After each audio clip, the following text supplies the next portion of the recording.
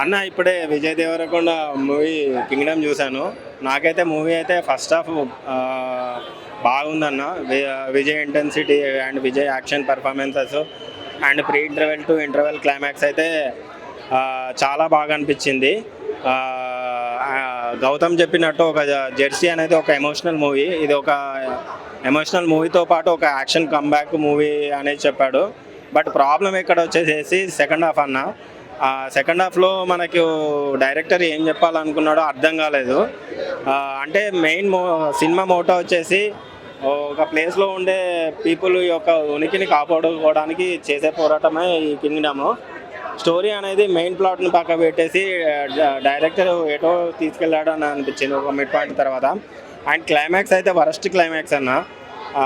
Climax అయితే నాకు regular commercial plot మోటోలోనే చూసినట్టు అనిపించింది. అండ్ పార్ట్ 2కి కూడా హింట్ ఇచ్చాడు, కానీ నాకు ఈ సినిమాకి పార్ట్ 2 అంత అవసరం లేదనిపించింది. అండ్ విలన్ అయితే లిటరల్లీ చెప్తున్నా, విలన్ అయితే డమ్మింగ్ చేసేసాడు. హీరోయిన్ క్యారెక్టర్ కూడా అసలు యూజ్లెస్ అక్కడ.